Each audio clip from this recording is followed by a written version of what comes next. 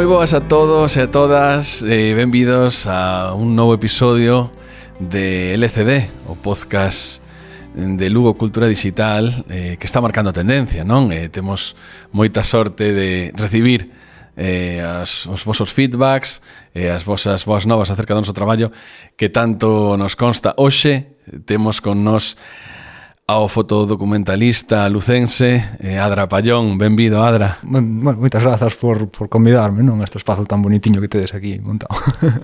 Moi ben, pois moitas gracias. Queríamos empezar esta conversa falando de inspiración.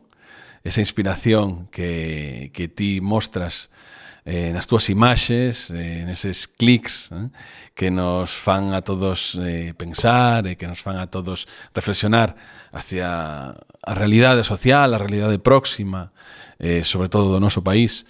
Gustaríame que empezáramos así, non? Que nos falaras onde nace esa inspiración. Bueno, pois nace no encontro, non? Eu comecei facendo fotos precisamente, bueno, camiñando pola cidade de Lugo adiante. E eu sempre digo que a cámara é como un catalizador do sentimento, non? Eu recordo de ir, mellor, non sei, mercar o pan ou ir, bueno, a facer calquer tipo de cuestión usual, e o feito de levar a cámara é como potenciar ese sentimento e generaba algo en min, bueno, moi interesante, non? Poder, bueno, marcar unha parte desa realidade e decir, bueno, estou opinando sobre isto, estou, non sei, capturando este sentimento, e aí comezou un poquinho todo. Cando naceu o teu interese pola fotografía? Pois precisamente, bueno, a miña compañeira máis eu compramos, bueno, unha cámara para facer un documental de ciencia, porque, bueno, a miña formación ven desos derroteiros. E polo camiño a facer ese documental de ciencia, salindo por Lugo adiante, de repente vin que esa cámara servía para entrar noutras realidades, non? Precisamente unha persoa que vivía aquí, bueno, na Avenida de Madrid, unha situación de exclusión social, e para min foi a excusa para coñecer, bueno, unha persoa da que namorei directamente, non? E dixen, isto da fotografía creo que que é o que me gusta facer. Empezache con bo pé. Sí, podese decir que sí, e iso foi o que me enganchou un pouquiño a isto das imaxes, non? De pensar en imaxes, sí. Un dos teus proxectos, os teus traballos de máis relevancia foi o proxecto Lumes, non? Que foi amplamente recoñecido, hoxe en día non hai existencias polo momento da obra. Que mensaxe querías transmitir con el? Bueno, a mensaxe nace sempre na cociña da avoa, en verdade, non hai como unha pulsión. Sempre digo que para facer un bon proxecto fotográfico tens que ter como unha obsesión, non? E neste caso, pois, a obsesión ven nesa cociña. Hai dúas partes, por un lado estaba o momento no que detrás da cociña a avoa contaba, bueno, cousiñas que eu vivía nos 90, non? Por exemplo, cando se recollían as patacas, viñan os veciños, e ti máis ou menos intuías que era porque o día seguinte os avós iban recoller aos veciños, non? Ese sentimento de, bueno, ese valor de solidaridade, non? Da cultura labrega, non? Entonces, para min eso era moi importante, porque cada vez que me contaba era como, son os últimos, hai que contalo, tal e cual. Despois é unha parte así como máis amarga, non? Que a solidariedade das persoas maiores nos entornos rurais, non? Como o caso da miña avoa, que pareceu o meu avó e quedou sola. Bueno, vive moi cerquiña aquí de Lugo. E, bueno, unha das veces pois caeu, non? E foi así como un pouco dramático, en verdade non lle pasou nada, pero a min veu-me a cabeza pensar nas persoas maiores soas que vivían pois na montaña, non? O mellor no Courel, nos Ancares. Porque a miña avoa está a 15 minutos de Lugo, pero que pasaba con esos avós, non? Que quedaban ao mellor a 2 horas de camiño a Lugo, non? Foi cando comecei a coller o meu coche e bueno, a recorrer todo o interior de Galicia durante varios anos. Ao longo da túa carreira profesional tiveche outros traballos, quero recordar un traballo para Auxilia, temas de diversidade funcional, un episodio cos traballadores do San Froilán, de retrato de traballadores do San Froilán. Tamén retratache na loita dos empregados de Alcoa, non? Últimamente, esa loita que tiveron. Hai algún que te marcase especialmente? Algún destes? Eu creo que todos, non?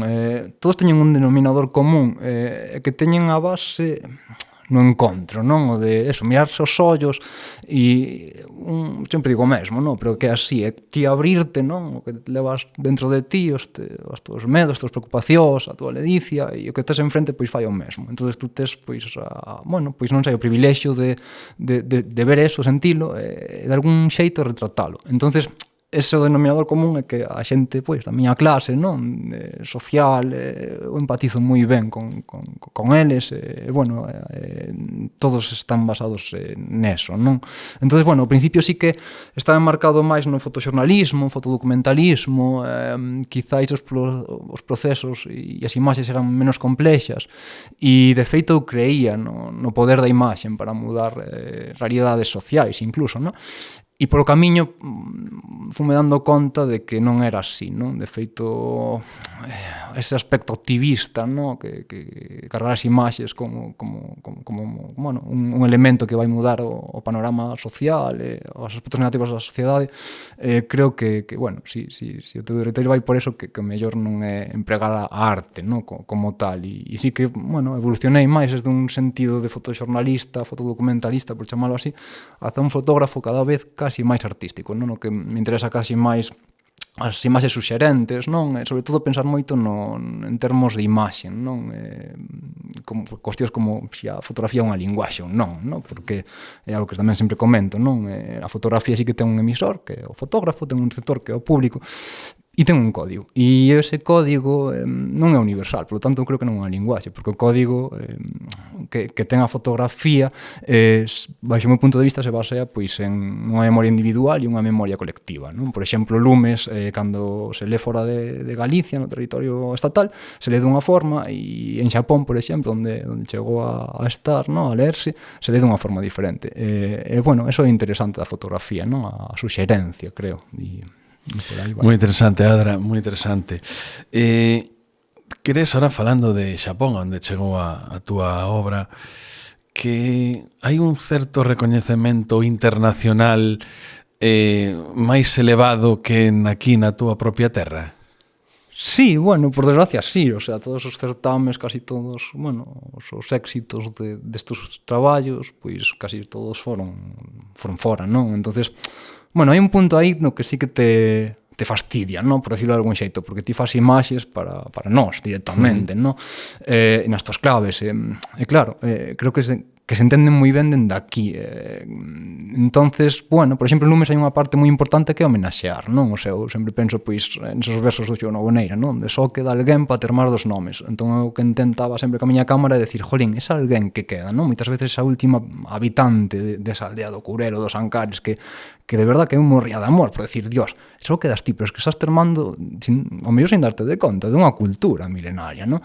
Entonces, bueno, hai unha homenaxe, hai moita xente que non, mellor non lee esa homenaxe, non? Entonces, bueno, non sei, creo que é bo a termos de cultura visual, creo que nos enseñan moi ben a escribir e a leer, bueno, non, a manexar a linguaxe oral, escrita, pero non nos enseñan a linguaxe da imaxe, non? Si, pensando que podería ser unha linguaxe, como acabo de decir, eu creo que non o é, non? Pero polo menos a entender unha narrativa visual. Entonces, bueno, fora creo que sí que hai máis cultura nese sentido, non? Moitas veces pois penso en Francia directamente, non? Que como, bueno, espello no que nos gustaría a nivel cultural mirarnos, non? Porque a cultura ali, pois, creo que está noutro estadio, non? Entonces, bueno, creo que debemos procurar buscar eso, non? Entonces, bueno, casi imaxes ou a miña fotografía intento seguir ese camiño, non? De feito, todos os referentes, pois, moitos casos son de fora, non?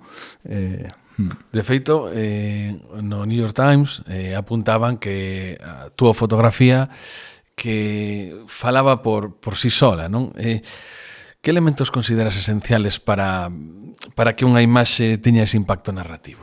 Sí, bueno, eso foi nos portfolio review do New York Times, que seleccionan, bueno, todos os anos, pois, unha serie de fotógrafos a nivel internacional e tes unha lectura de portfolios, non? Así que argumentaban iso.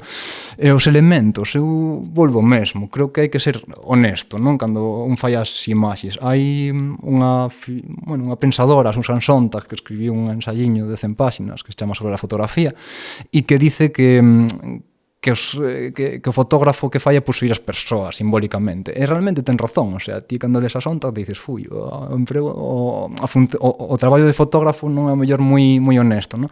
Pero sí que creo que hai unha parte dese argumentario no que Sontag quizás non pensaba como fotógrafa, sino como filósofa, ¿no? Neste sentido. E é que cando unha persoa abre a porta da súa casa e non sei, se abre, ti te abres, realmente estás como pactando tamén, non? Como unha melodía que despois representas, non? En Lumes se ve, por exemplo, non? En Lumes falábamos das problemáticas social, medioambiental, etcétera, etcétera, e despois as imaxes un pouco que intentaba era que foran fiéis a esas conversas nas cociñas, polo tanto, quedaba máis ou menos aliviado cando se construye pois esa melodía, non? Que vertebra pois todo o traballo de Lumes ou incluso os outros traballos tamén se pode ver eso, non sei. E como te preparas para desarrollar estes traballos? Que hai unha metodoloxía de traballo, habrá moito pensamento interior, moitas diatribas entre de como ten que ser o proceso creativo. Como levas allá? Sí, eso foi algo para min tamén como bastante novidoso, non? Porque eu viña de estudar física, enxeñería civil, todo como moi cuadriculados, unhas ecuacións que metías uns números por un lado, salían polo outro, interpretabas. E aquí o proceso creativo, creo novamente, que polo menos eu tamén o vi así, non? O que é arte en xeral, non? Que parece que non o valoramos, non? Pero detrás eso, é moi difícil realmente crear e facer un proceso coherente, non? Porque non deixa de ser racionalizar o sentir, que parece unha contradición en sí, pero en realidade é eso, non? E en Lumes foi o que fixemos, porque Lumes se chama Lumes, porque recordo unha vez nunha aldea que baixei creo que foi no Courel, que nos dixeron, que me dixo, eu tiña a costumbre de parar, e só paraba cando vía xa fume salir, porque estaba cansado de facer aldeas vacías, moitas veces e bodegos, non? E sempre preguntaba o mesmo, cantas persoas eredes aquí, cantas sodes agora? Eu creo que me dixo, aquí chegamos a ser 18 lumes e ahora só son eu. E entonces, como Lumes? Eu dixen, como Lumes? E claro, Lumes é como chamaban a casa habitada. Entonces, date conta que Lumes, ao final, foi o que empregamos para denominar así o libro, e o concepto é que o lume habitaba a casa, estaba relacionado con un concepto, digamos, de positivo, ¿no? De habitar, de estar en torno ao lume, de facer a vida, claro, é sinónimo de vida. E, sin embargo, o lume non, sempre digo que non se apagou, simplemente mudou cara ao monte, non? E o lume é o que conocemos ahora, a xente da nosa xeración, non? Todos os anos, cando prendemos as novas, e vemos que hai un lume en tal monte, tal e cual, e aí hai como unha explicación, non? Entonces hai un concepto que funciona moi ben, e despois hai unha secuencia narrativa que se estrutura pois nas estacións do ano. Entonces, para chegar a pensar todo iso e o concepto do libro que está inspirado no Gaiteiro de Lugo, que era un almanaque que existía en todas as casas labregas, son unha serie de pensamentos que creo que é bastante elaborados e que leva o seu tempo facer, non? De feito, eu sempre digo que a maior parte do meu tempo non é fotografando, sino que é diante dun ordenador escribindo, vendo referencias, etcétera, etcétera. E é o proceso creativo, creo, sí. De feito, eu creo que che escoitei en algún momento que o proceso de estudio é casi o 90%, non? Do que dedicas, un 10% fotografar, un 90% de estudio. Sí, precisamente, hoxe veño así un pouco dormido, non? Que falábamos antes da entrevista, porque ás 5 da mañá de repente a miña cabeza, nos proxectos que estou agora, pues temos imaxes, pero estamos dudando en como materializalo, como contalo, que contar, entonces, pasa isto, non? Que te deitas ás 12 da noite e ás 4 da mañá de repente a cabeza está como un fervedoiro, tens que levantar, a escribir, a volver a ver as imaxes, a repensar. Entonces é un proceso, bastante longo, ¿no? Bastante longo, pero que sempre ten ese denominador, ¿no? Es común que é o sentido de, para min o encontro é esencial, o sea, a min o que me enganchou a fotografía, o que me engancha é o encontro, é poder, plantarte na casa dunha persoa, que te abra a súa porta e despois, dese sentir, extrapolar a imaxes, que é o difícil, crear, imaxes suxerentes, ¿no? Tamén é o que un pretende tamén, ¿no? Houve algunha historia que che costara particularmente poder sacar adiante porque fora máis complexo do que ti poderías pensar nun inicio, ou que chegara a cambiar a tua visión acerca do que ibas a retratar? Sí, todos os traballos. Os do principio, quizáis, cando era máis inocente, o mellor, non? Tampouco coñecía moi ben o medio fotográfico e estaba moi entregado a esa causa social e que as imaxes van cambiar o mundo. Recordo proxectos, sobre todo, da exclusión social en Lugo, non? Que bueno, había momentos nos que, bueno, pues estaba en casas que se caían directamente, convivindo con persoas, bueno, que vivían na rúa, este tipo de vivendas, e me facía pensar moito, non? Sobre a situación, moitas veces incluso das persoas da nosa idade a nivel de precariedade, de acceso a vivenda, non? E dun xeito ou outro penso así a posteriori e digo, en realidad o que estaba facendo era proxectar a precariedade das persoas novas sobre as persoas que están, bueno, nesos límites da sociedade, non? E a min eses momentos sí que me daban moito a pensar, non? Esos proxectos, eran proxectos nos que me entregaba moito, non? Tamén recordo, a mellor as 4 da mañá pasarme isto e irme a estas casas que, bueno, que estaban ocupadas ou que se estaban caendo directamente e, bueno, abrigábanse do frío, non? E bueno, era un momento pues delicado, non? En ese momento sí que pensaba que esas imaxes, sobre todo a nivel local, que iban a ter unha repercusión. E, bueno, novamente equivoqueime porque non valeron absolutamente para nada. Persoas que están retratadas aí, moitas veces me cae a alma ao chan cando pasaron ahora 7 anos ou 6 anos desas imaxes e siguen estando no mesmo punto, non? Entonces, bueno, tamén me fai pensar moito, non? E a nivel persoal incluso, sí. Que papel xogan as emocións na túa obra? Todo. As emocións cando fas fotografías son todo, non? Porque as emocións poden estar nunhas mans que están agarrando 4 ovos que vas a recoller onde están as pitas, unhas mans que están intentando quentarse ao entrar na cociña, unhas mans que están nunha rúa pedindo unhas monedas para poder ir ao comedor social, non sei, nunhas mans poden estar todo, non? Entón as emocións en realidade as vamos proxectando non só en elementos corporais, sino moitas veces incluso en bodegóns que atopas, non? Unha cunca con desayuno na montaña, como está no libro de Lumes, unha cunca co pan cortadiño, esta cunca mítica que como de esmaltada e esta culler de azúcar, non? Entonces, bueno, constantemente vas proxectando sobre todo iso, pois emocións, non? Por exemplo, en Lumes, recordo que unhas das imaxes para mí máis impactantes, que non está en todo o libro, foi entrar nunha casa e ver que a louza quedara a escorrer, non? E ver que o fallado xa precipitara, non? Porque, bueno, levaba moito tempo sin vivir ninguén ali, imagino, pero ver que a louza quedara a escorrer para min era un indicativo de que ali alguén marchara as presas, que non era premeditada, non? A saída desas persoas, desa casa, desa aldea que xa non había ninguén que tomara desos nomes, non? Entonces, bueno, directamente estás sempre proxectándote sobre o conxunto de elementos que te rodean, non? E é moi bonito, non? Porque en verdade seleccionas fragmentas a realidade, colles unha parte moi pequeniña que enfocas e aí dices, mira pai, a ver que fala moito, unha parte pequena que fala moitísimo do que puido pasar ali, non? Sí, sobre todo tamén as lecturas que hai, que eso cada vez me interesa máis, non? Para min a mellor esa lectura porque teño, bueno, pues esa memoria, non? De ter unha aldea, de criarme pues, coa miña prima, con meu irmán, os fin de semana na aldea, xogando, tal e cual, esa memoria, pero a mellor unha persoa que non se criou na aldea, pues lle evoca a outros pensamentos, que son igualmente válidos, e que é moi bonito eso na fotografía, non? A suxerencia, cada vez me interesan máis ese tipo de imaxes, non? Que proxectos temos en mente para o futuro? Podemos dar algunha pincelada aí? Bueno, pues seguimos traballando no territorio, o sea, eu teño a teima de seguir traballando sempre aquí, porque creo que un debe traballar nos códigos culturais nos que se manexa ben, non? Por exemplo, para min o idioma é moi importante, creo que Lumes, por exemplo, non existiría se eu non nacer aquí, non falara galego, os mesmos códigos e demais. Entón, todo o que fago sempre está feito, pois eso, como moito a 100-200 km en liña reta da casa. E actualmente estou con outros proxectos que están noutros emprazamentos diferentes a Galicia interior, que tanto recorrín, e con moita ilusión a ver que pasa, non? A idea sempre é convertir pois esa realidade local en algo global, non? Un sentir global, eso un pouquiño. Eu escoitei en algún momento unhas verbas túas que se referían a Lumes como un traballo co que poderías descansar, que poderías estar xa tranquilo. Arguméntame un pouquiño por que te refires neses términos hasta ahora. Bueno, porque tuve o privilexio de ter unha beca de unha fundación catalana de Photographic Social Vision, que é unha das becas máis interesantes a nivel nacional, non? E puiden estar, bueno, pues xa facía, non? Cando podía, no meu tempo e tal e cual, pero tuve un ano inteiro no que só facía eso, o sea, collía o meu coche, de feito desfixo nas montañas, andando por aí, sí.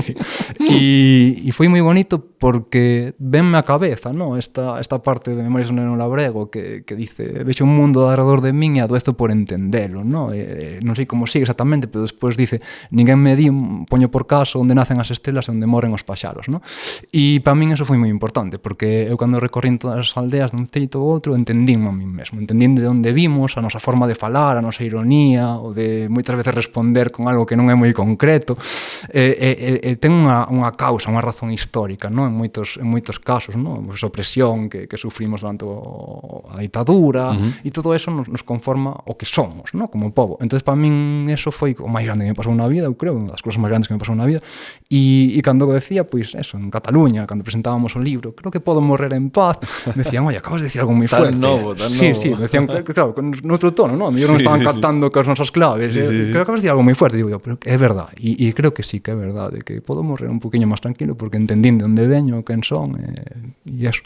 Adra, un consello que poidas dar a unha persoa, un rapaz, un xove que queira seguir un poquinho o camiño do fotodocumentalismo ou da fotografía artística, recomendamos este camiño ou hai eivas complicadas de sortear? A nivel económico é complexo, pero sempre hai a fórmula, non? A forma, debese buscar, polo menos intentar, non? E creo que o consello que lle daría a esa persoa que lle interesa a fotografía é buscar no seu interior como unha pulsión, unha obsesión. De feito, todos os grandes fotógrafos, pois o que buscaron foi eso, unha obsesión dentro deles, e pasarse anos, meses da súa vida intentando representar esa obsesión en forma de imaxes, e sobre todo ser moi honesto, o sea, mirar os ollos desa outra persoa e ter esa responsabilidade, non? De ser honesto e co traballo, e bueno, eso, non sei, o consello que creo que podería dar. Pois dende aquí solo darche as grazas por prestarte a estar con nós, ao noso convite, por demostrar a túa honestidade e a túa forma tan